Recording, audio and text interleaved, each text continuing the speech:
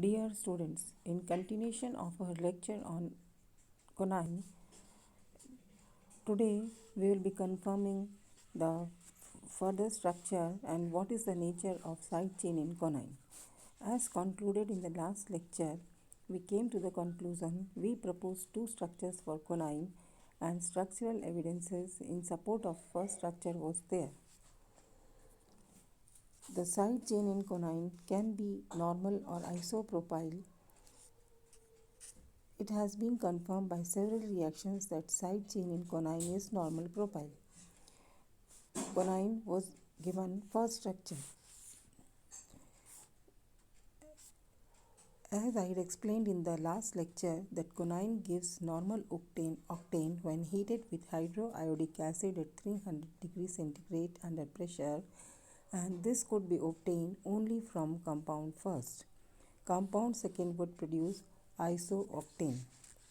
On Hofmann's exhaustive methylation, conine gives a diene, conylene, which affords normal octane on reduction, and this can be expected from structure first only.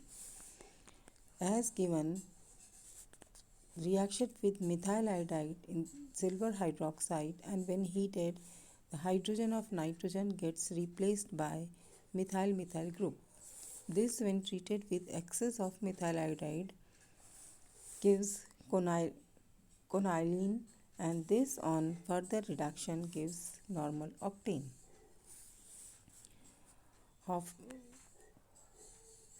Von Braun degradation of conine also supported the azine structure. That is, first structure when treated with benzoyl chloride in the presence of alkali, the reaction takes place as hydrogen of nitrogen gets replaced by PHCO. H combines with Cl and comes out. This, when further treated with PCl5, that is phosphorus pentachloride, carbonyl carbon undergoes nucleophilic addition and 2-chlorine gets subattached.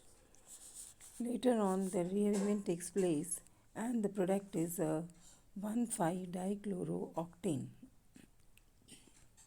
Now, let us come to the synthesis of conine.